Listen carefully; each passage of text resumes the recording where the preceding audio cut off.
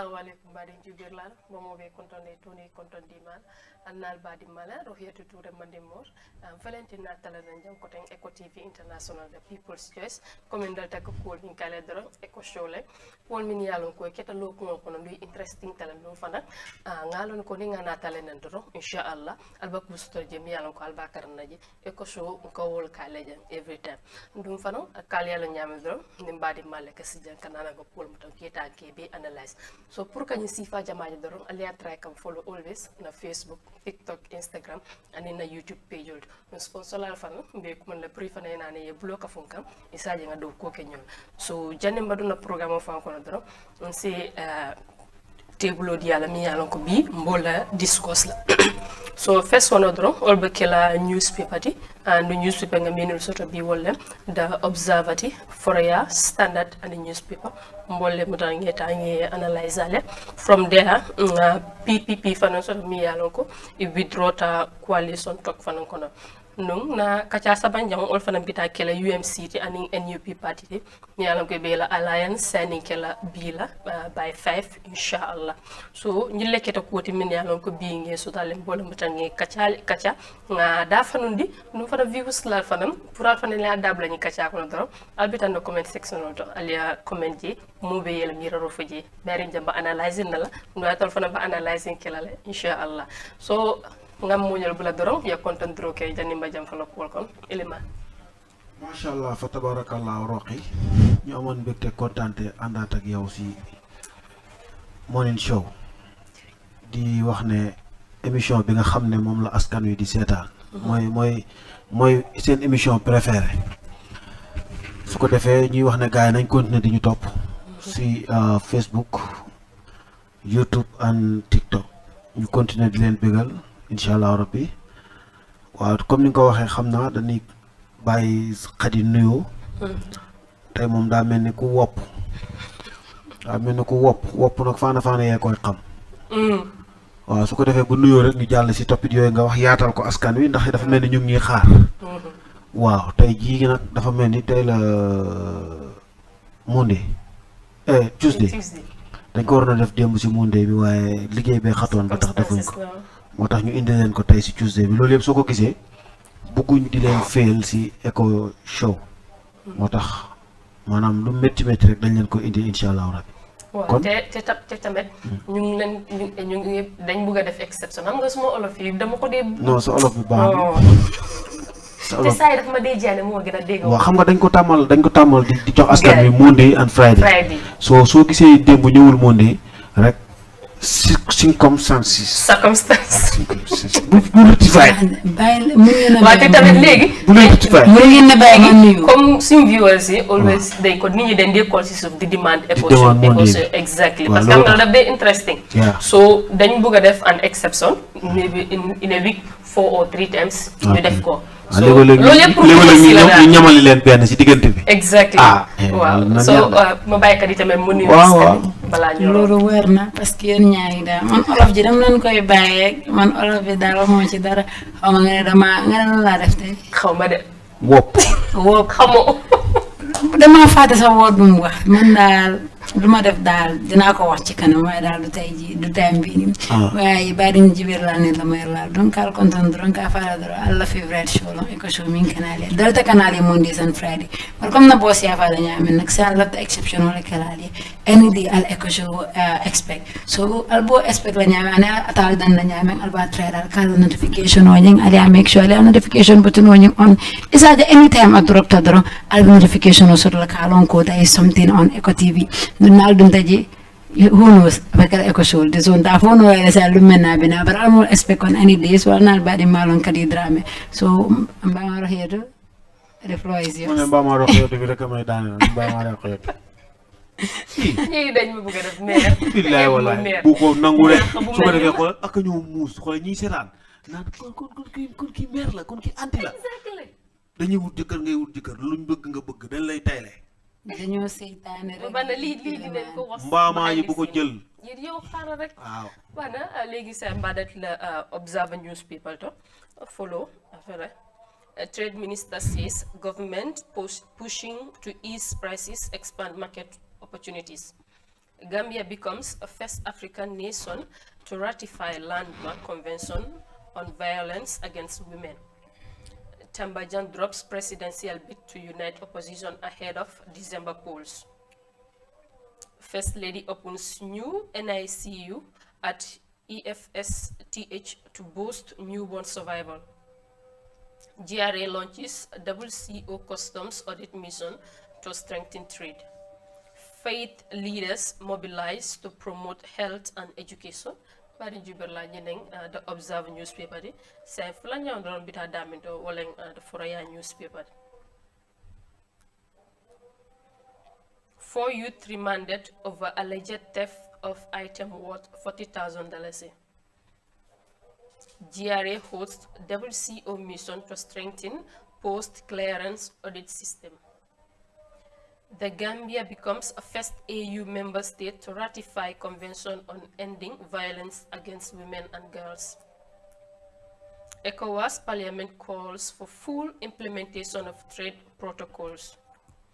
Captain Laos backs Musa Jammeh in GFF presidential race. Khartoum VDC secures 1.5 million annual community fund and development projects in mining agreement with Gach. GYCC signs partnership with Chinese business groups to support youth and enterprise. Badingol ñina fana muda Foraya newspaper di say sama jam bita dron bita damit wolenda Standard newspaper di. Ex-VP Tambajang withdraws presidential bid to lead opposition unity drive. PAP leader denies discussions to join NPP. Agric minister says farmers affected by border issues to return to work soon. U.S. Embassy Banjul hosts Foreign Press Center Forum to promote journalist exchanges. Groups back GAP leader Bachili for president. U.S. hails Gambia's contribution to America's 250th independence anniversary. Badigol ñeneng the Standard newspaper di sayna labang wolbe kela the Point newspaper. Magal embodies unity, shared faith across borders. Post-clearance audit central to modern customs administration. Unite Party, NUP sign historic political alliance today. What to know about US B1, B2 visas? SSHFC and AQAA sign landmark deal to protect teachers' retirement benefits. US Embassy Forum seeks to champion press freedom for Gambian media. Trans-Gambia Economic Zone set to create 3,400 jobs as investors' interest grow. UDP leader calls for calm as border talks continue. Ex-Vice President drops presidential bid in attempt to unite opposition. Maringon ñinen the Point newspaper di nata news review la bandulato say mbaku killing wala fula jibele nato mi yalon ko akumata bakela pour nga ko kacha nu ngaje ñu fo newspaper be bala mi yalon ko ngari dia fenkilim bi mi yalon ko sakulete be bala min keta na former vice president Fatoumata Jallow Tambajang mi yalon ko last time the last program nga fudane ko fam to de wa congratulate ko about since musolo mata baron kam pokola presidential seat ñina ñu ala party register la so but then légui tamit ñu ko gis ci newspaper ne mom dafa back out pour mu unite opposition parties xam nga légui party led coalition mu ngi nele candidate le tamit mu ngi ñu ngi side bele so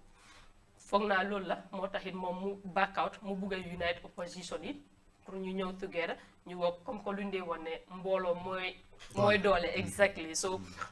dans les fins total min follow then ça conclut nga move forward. Well, Rohi, everyone have their own opinion. Point doje newspaper is ila bela filmi analyze. Exactly. Yalonte nak women leadership movement mi alongonte when it comes to women and youth mulka miracle I'm biased but it's because I believe that we are the most vulnerable so Exactly. we need to take up so come here for nyame mbera ko nyima manda we were actually happy and we were congratulating her and that will go down history that the first female presidential candidate mi anko ayala political party register so expect kana no ape kala first president comme ay ron nga jibe ko be kala nyame fo ala station ni bar comme momorande with your political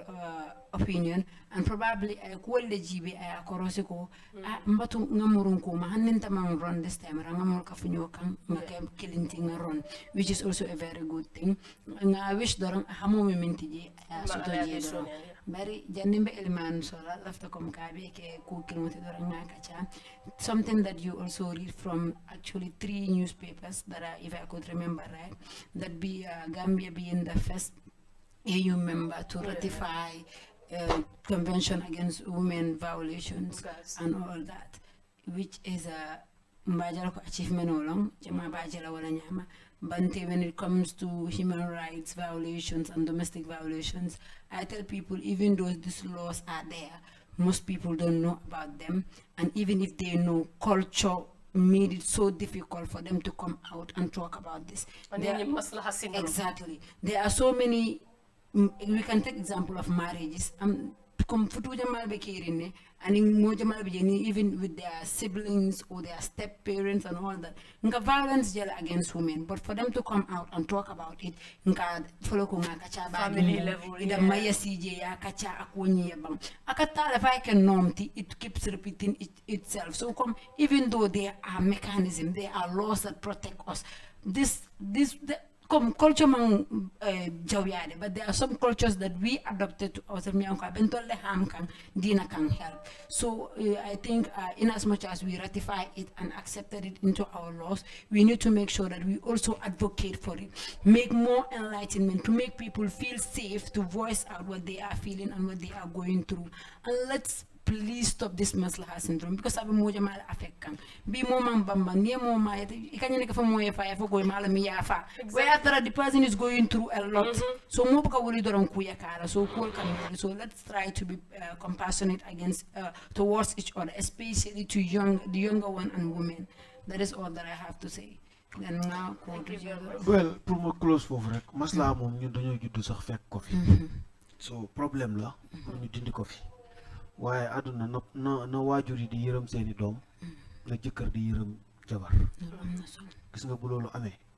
rek jafe-jafe yi dana wàññeeku waaye masla mënut ñàkk mënuñ ko jël si ñun waaye nag am na fu muy toll baaxul loraange lay jur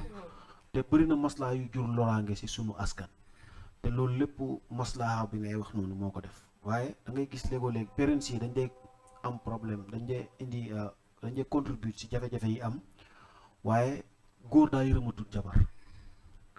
jëkkër jabar respecteetul jëkkër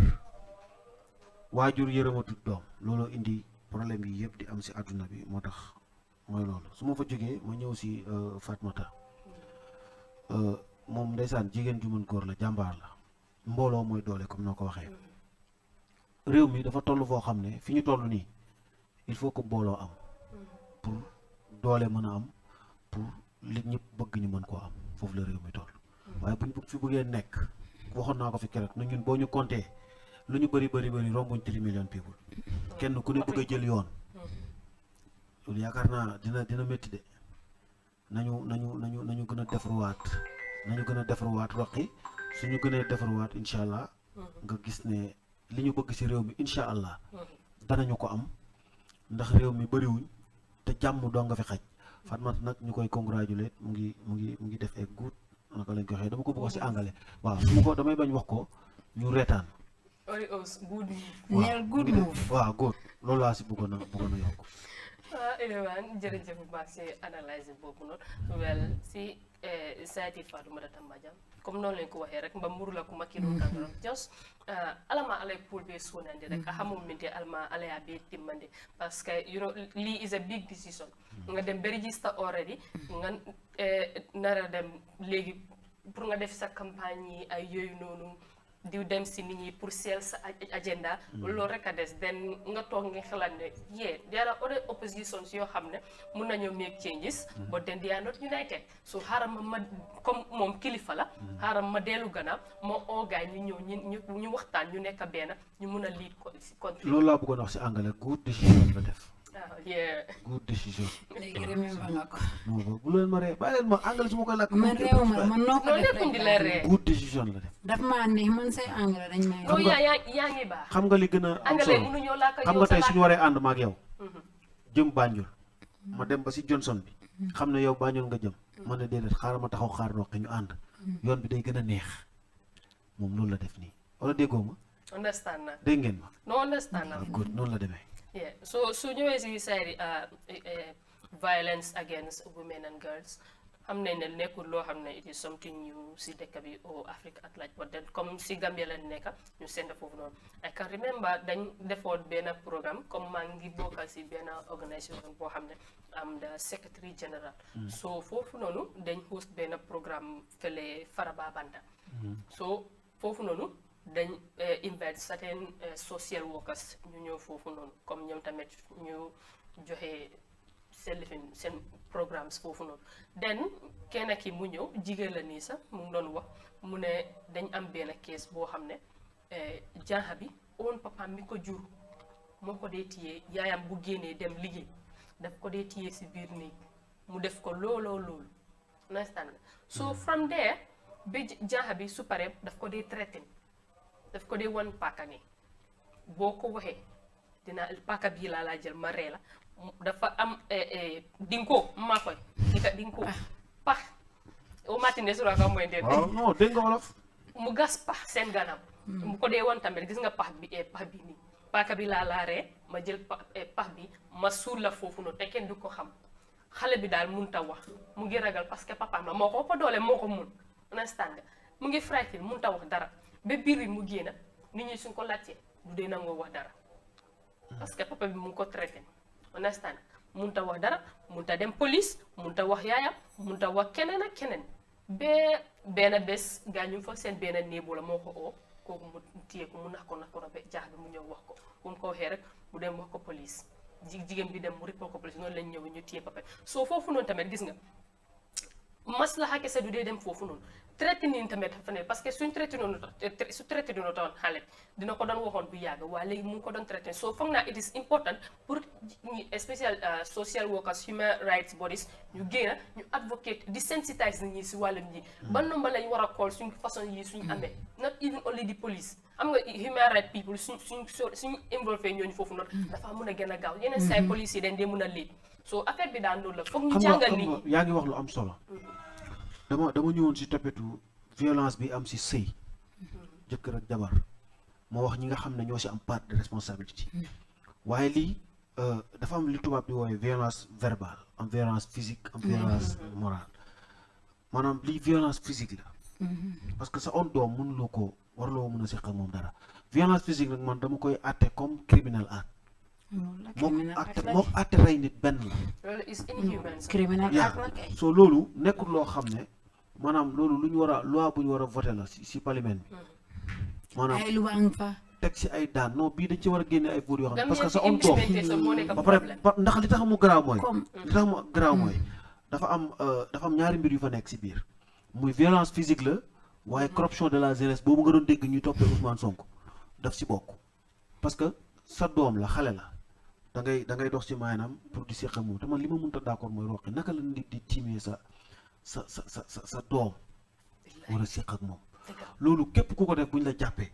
maanaam waratuloo dox ci société bi because yow doo nit ku baax doo nit doo nit waaw we have to defend in this country so ñu move on to suñu waaye nag Roqe yéen jigéen ñi tam bu ngeen nekkee ci kër yi di sëy gis nga doom bu jigéen dañ koy sàmmee nu ne sàmm gi mooy sa bët bi ngay jël teg ko ci moom waaw loolu moom boo ko defee yaakaar naa ne bépp jéeñis bu am ci tàng-tàng bi yow war nga koo xam normalement sa doom bu jigéen na ma ngeen jéggal ma ci kàddu gi su xamee góor sax yow mi yaay war nga ko xam bu fekkee sa bët jógul ci kawam waaye nag léegi sëyatu yeneen ci TikTok bi nekk sa mobile da ngay gis ku teg añ sax mi ngi ñaaw de non mais mi loolu ngi moo fi ñaaw nekk mi moo ngi tax ñaaw talatu leen seen doom yi soo gisee affaire yi di bëri yaa ko wax de Ilimaan da ngay gis ku teg añam sax Ilimaan. xoolal xaaral ma wax la li ñuy def da ngay gis ku teg añ ci waañ bi di togg xoolal laal sana bom Ilimaan xoolal nekk ci xolli carotte gi naan carotte ngay am foofu waa da koy wan ni bañuñ waaye ji ngeen nuñ amee ay góor yu bon am ay góor yu baax noonu lañ amee ay jigéen yuy sëy am ay jigéen non ba tey man bu ma dugal de wuyu ma kii daa il bëgg faut ma yàqu wax la wax. bu ma dugal de man waxuma ne am na parce que- jigéen ñu waxuma ne am na jigéen ñu baaxul am na ñoo xam ne macha allah yaa ne fii sëyeetu leen te wax Ne- dëgg fa ne let's am na xale yoo xam ne ñu si let's TikTok move ba forward. waaye ñu ngi sëy suñu second topic bi parce que buñ yàggee Zéro fii rek la damaa bi. jam kii di butel bii nii Ah, I'm bàyyi ko. telling you tey nag mu ngi léegi indi leen de problème yéen Daa xool bëgg xale yi yàqu. de daa bëgg a yàq daa bëgg a yàq léegi ana mbii kooku jàpp nañ ko dandalaane mbaa mbii dandalaane yeah exactly léegi jàpp lu nañ ko. luñ wax si moom story bi daal foofu la am dañ ko yóbbu police nañ ma ko indil ma ñu tëj- siikam ñu ko tëj ko foofu noonu nañ ma ko indil ma siikam ko baax na xam nga luy siikam waaw. dinañ ci dee siika bu xaw ma ko de xam nga dég dégg waaw luy la xadi war ngaa xam loolu technical department ku si mel ni us dina ko xam dég soo demee si àll bi am na yori dëggaan mu jam la dëj ba nga ni wala nga ni ngoon su ngeen ma indiloon kooku xoolal dañuy jam ay dég fii si wey yi ba mu Dëj. dugg ñu dam ma ko bàyyi ko mu dem baax Ako bang bandite. suñ next topic bi mooy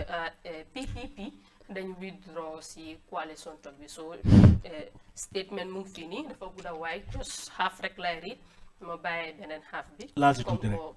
wàllumi time sama boo su ne day laal tuuti day riid yëpp laal si tuuti non tey kay Lii ma gis nii. xale dina leen prove wrong statement on the withdrawal of PPP negotiators from the Coalition Mediation Committee. The People's Progressive Party, PPP, wishes to inform its members, supporters, stakeholders, and the general public that the Secretary General and Party Leader, Honorable Usman Madike Fall, has directed the immediate withdrawal of the party's representatives from the Coalition Mediation Committee. From the outset of the coalition discussions, the Secretary General and the party leader has consistently maintained that the PPP supports a party-led coalition. This position reflects the party's long-standing commitment to strengthening democratic institutions and preserving the Gambia's multi-party democratic system. The PPP believes that political parties are the constitutional pillars of representatives democracy. A party-led coalition reinforces democratic legitimacy, accountability, institutional stability, and respect for the mandates entrusted to registered political parties by the Gambian people. Conversely, the party believes that an independent-led coalition model risks weakening the role of political parties if adopted as the preferred framework for coalition building. This model could eventually be replicated in National Assembly and local government elections. Well, come back and but last one of JB research for the better understanding. Maru ya Parce que beri, hand beri. I'm pending then no I cannot misunderstand. a bee riid dërëm Gradually eroding party identity and weakening the institutional foundations of multi-party democracy. Protecting the central role of political parties therefore remains a core principle of the People's Progressive Party. Accordingly, the PPP has officially withdrawn from the Coalition Mediation Committee talks. This decision follows careful consideration of the party's constitutional principles and its long-term vision for strengthening multi-party democracy. It does not constitute a withdrawal from coalition building or opposition cooperation. Rather, the party will continue to engage constructively with registered political parties that share its commitment to a democratic, inclusive, and party-led coalition. The People's Progressive Party remains committed to dialogue, constitutionalism, national unity, and principled political engagement in pursuit of a coalition framework that strengthens democratic governance and serves the best interests of the Gambia. Okay. Abla ko ninga ri dum partin kala ni. akoyta ci akoyta wala ñaama maa ko ñu boole ñaama Yeah, ñene keta PPP wala official statement oti ko withdraw ta fonko kono la. The coalition talking to, but it is as if coming in interest ba fonkoldo party-led coalition it is as if the interest by party-led coalition than candidate-led coalition. Comme il indicate statement no kono nyame. But regardless, let's just hope for the best. Yeah, so this is their final decision. Yaron last time ko la janko politique Gambie bi mo tollu fo xamantene mën nañu xey dégalu ne mën na ñom lan motax ñu wét lool sa yu xey dég sa yu xey dég lu bes waye nak PPP nak well comme nga luñ ko doon waxe ci coalition talk bi some of them believe ne candidate led la moy ñu taana kenn fal kenn ci gaay koku mu resign from party yam mu taxawal coalition bi ñeneen ni believe ne lool du dégg ku la wax ne parti yam bi ak lum ci coonu yëpp daj ci ba pare taxawal parti day resign ci parti pour rek coalition dañoy naxante léegi ñoom luñ ko mooy ñu dem ci parti lead parti bi mooy lead benn parti mooy lead coalition bi da ngay nekk ci sa parti nga lead coalition bi ngeen am li ngeen war a am d'accord ci ay sarta yi nga xam ne yéen a ko d'accord so ñoom tamit ñu bokk ci ñoo xamante ne ñoom tam ci parti lead bi la gaa yi góom am coalition bi dem na wangum coalition tok bi dem na candidate late la gay approve up gay lolou lañ nekkay def moy ñu tana benen njit koku resign. I don't know whether that resignation will come because man fum tolu ni man dama Gambia fi ni mun na am we will have two coalitions at some point during this election. Probably. Because ñeneen believe in party led, others believe in candidate led. Te ku nekk nak you have a right to your opinion, you are entitled to your beliefs. Léegi nak ñun ñu nga xamantene we are the spectators and participants parce que yor nañ suñ vote si ñun ñoy seet si lan lañ believe ak si ban system wala ban approach lañ foog ne mooy best. At the end of the day Keba Mali la kuolo sembekitin tiyol nga wal jibe dorondol fanan si safi welcome para ko ñi diamo kana siya. We wishing them all the best of luck and then again coalition talk right now I don't even want to talk about it because already they have 4 people have come out to show interest of flag bearership. So election of Anambekela Nyamente still now this coalition thing is something that for December 5th anything could happen. You will wake up, things will happen. Abedula ate baila. Ate diamosiata. Diamosiata. Abedula. But amo ci dara ñu move. Non, amo ci dara lu may wax. Man damay sensibiliser Gambien yi. Ñu ubbi waat seen bët. Xool. Jëlaat seen xel mi namm ko. Xam nga namm. Maanaam xalaataat bu baax. Exactly. Li passé xalaat fan la réew mi war a jëm. Gis nga réew mi mënuñ fee nekk ñu jëm 4 months before election te ñun mënuñoo xam lan moo baax si ñun mënuñoo make a final decision ñii jëm fii ñii jëm fii wax ji du neex a dégg na Gambien yi yor seen voters card yi xoolaat bu baax liñ war a def ñun ñoo nekk di sànq suñ bopp nañ ci jóg nag it's time voilà jërëjëf bu baax Iliman am na leneen lu ma bëgg a wax damay bàyyi ba next noble word léegi ñu dem si suñ final parce que loolu Ablaye laa bëgg mu nekk fii dina ñëw waaw ñu ngi dem léegi si suñ final topic bi moo nekk Unite Party ak NUP tey la ñëw seen MOU bi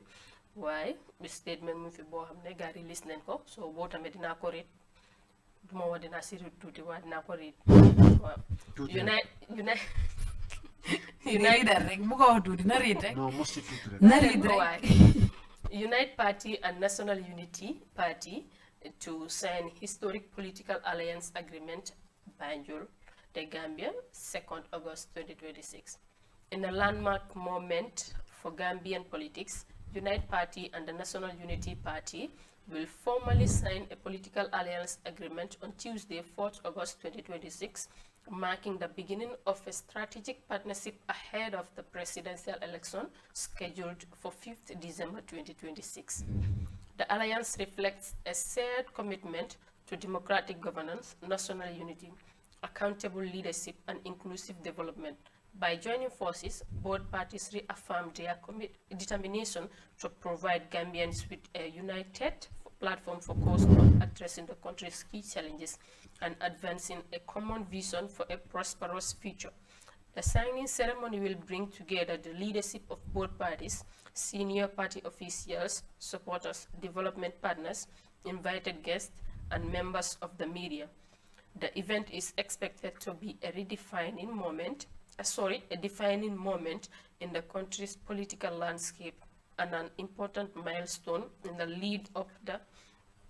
In the lead up to the 2026 presidential election, members of the media are cordially invited to witness and cover this historic occasion.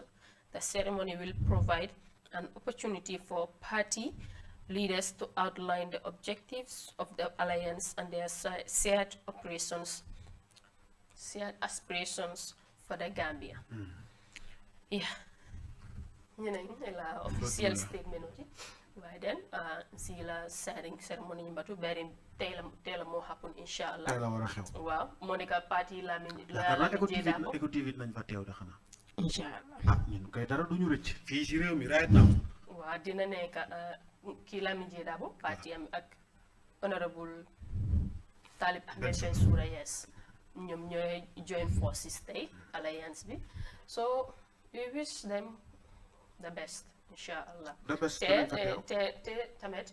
you know Talib tamit nekk na ku rëy si game bi Lamin Jeedabo tamit moo tamit nekk na ku rëy si wàllum law ak si defend nit ñi tamit so nit ñi xam nañ ko daal te moom tamit am na power tamit so am na influence so du Talib Ahmed Bensouda so ñaari yooyu tamit suñ naree join forces dina nekk lu baax dina nekk lu big tamit comme luñ ko waxee dina nekk historique dégg dina nekk historique waaye élection ren bii nii dëkk bi no élection yi ren nar bii na nii kumba ku ko miss rek miss nga lu big man ko nar na dafa kumba mooy xalaat sama xel bi dafa neex wallaay Cheikh ko wax ñu ko non non non Seriously. nekk non dama bëgg Ablaye mu toog fii parce que parti bi su ma si bëggee wax foog Ablaye toog dafa am ay affaires yu ma ko si wax waaye du ko nangu du ko nangu yoo xam nga ne Ablaye du nangu lépp loo ko wax du nangu waaye nag comme niñ ko waxee rek leen congratulate on it comme Rohey lu mu wax they are both not small participants when it comes to politics léegi nii ñoom yëpp they are people look up to and nit ñi yàgg nañ leen dégg xam nañ ne am nañ base am nañ support ñoom it tamit parce que Lamin Jeedabo yàlla dafa dogal ne ñu bari xam nañ ko with regards to law parce que moom taxaw na defend ñu bari si li nga xamante ne nit ñi respect nañ ko si am na nit ñi seen cër si loolu Talib tamit moom tamit léegi yàgg na 2 times in as a mayor moom tamit wane na boppam nit ñi gis nañ ko si wàllum politique so ñoom ñaari joining together to form an alliance loolu du lu ndaw te warut a nekk lu ndaw te bu soobee yàlla xam naa after 5 o'clock dina am lu leeral yu bari yuy ñëw si wàllum moo tax ma ne la ñun danañ fa teew pour xool la fa xew waaw indilaat ko gars yi suñ pare indil ko gaay ñu naan ñoom loolu duñu boole waaw ànd bu rafet la de seen ànd bii lu ne mën naa xew de lu ne mën na xew man balaa andi fif dixième lu bari lu ne mën na xew waxoon naa leen ko bari fii keroog xaj na si la lu ne mën na xew fi ne nii fii ak next weekend show so nii affaire yi mën nañoo defantaat nii waay lu ne mën so na I don't know kan mooy nekk next kuy join kuy gars joyeen loolu laa lay wax wala na ñoom ñooy dem join feneen ñoom ñaar ñii mën nañoo dem feneen laay laa lu ne mën naa xew iso bi de wala laay tegal bi na jàppal li ma la wax rek baax fii lu ma la mës a wax bu ñëwul it am lu ko nduru dan def rek baax na baɗigol felintinatanam programme o bandulato bi gañina sotale jam yalon ko ngola analyse ale bandalaate dafa jeex tak aca kon xanaa ne gañina sotale so alfanam pour ale engage na analysis kono doro dama war a bàyyi may làkk dama bàyyi may làkk soose Kenn teewul la soy Iliman. close da nga lu close si sosé Iliman kenn teewul la soose nag alien na ñu dul jëlé de soose nag li ma si njëkk a dégg moom xam naa ne keroog fii wax naa ko Zeynab ngir yàlla nag bilaay closal c'est que suy problème mooy ki ma doon jàngal soose kooku moo boonoon si man rek baax na léegi xaaral ba next week inshallah ñu dugg boobu noonu tamit Ma c'est ma bàyyi la leen tamit rek ngeen close balaa bàyyi ñu ko mu close si soos ba moom janni wodoro baɗi juuɓirla tanañi nakam follow Facebook TikTok Instagram and YouTube alle favorite TV station lam Eco TV International the People's Choice Iliman yes mbaaru jubeer laalu mbey tentu la mbey jayi la mbey kontaan wolem Eco sooti kontanta baake bi wole nga sinjang kontanta baake ka Eco so ke diamu wala tina sayen nge taymo diala fo Friday inshallah doomu rami gaa yi jox ma loxo Allah loolu dañ la koy nangul kende yàlla Allah dañ la koy nangul ale tentu yàlla Allah ma ale jeyo yàlla fo waaye nga amin No, waaw why? jibe laalo skirno jibe nomba tata skirno to a call sponsor o natale ngo sponsor programme ola alla kudo la bari yaata kadi ma koy mbata doron bari yaata man son ka abadin surwal fooyee bàyyi bàyyi ndasaa fooyee mbokk yi nag tey lii lañ leen amal tant que Iliman moo leen miinal di close in wolof tey nangu koy def man naa jiim rek xam nga man suma boo sama gën a dégg wolof waaye man damay jiimante rek di laakantu soo jox leen dig dagee ba next week wala during the week sax mu ngeen ñuy gis anytime from now on comme ni ma leen waxee on leen seen notification yi ngeen gis ne saa yu programme droppé rek ngeen view ko parce que before election ñun saa yu ne lépp lu mënta xew si dëkk bi dañuy toog waxtaanee ko ak yéen soo jël leen suñ comment section yi yéen tamit ngeen share seen opinion ndax waxtaan bi gën a mën a neex ba next week insha allah wala anytime from now is a bye from us